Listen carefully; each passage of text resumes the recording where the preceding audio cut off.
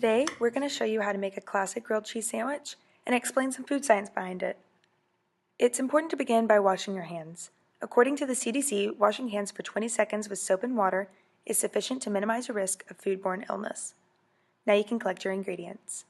We chose to grate cheddar cheese fresh from a block because less surface area is exposed during storage, allowing it to retain moisture and quality longer than pre-shredded.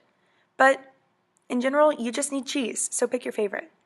Additionally, you'll need 2 slices of bread and about 1½ tablespoons of butter.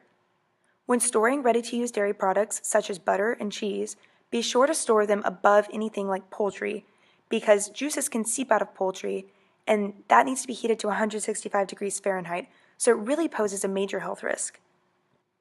To begin cooking, place a pan on medium heat. While the pan is heating, spread softened butter over one side of each bread slice. Before cooking this bread, check the temperature of the pan by placing a pat of butter in the center. When it just starts to bubble, your pan is ready. Now you can put the bread slices butter side down in the pan.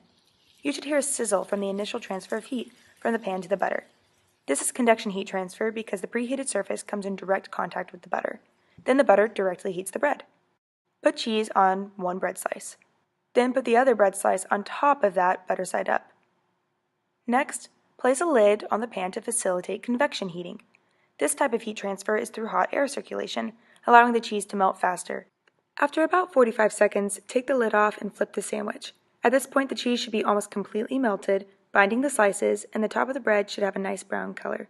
We look for this color because it indicates the Maillard reaction has occurred.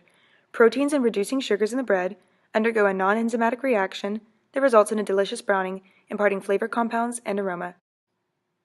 Take the sandwich out with a spatula and cut it in half. Or just eat it as is.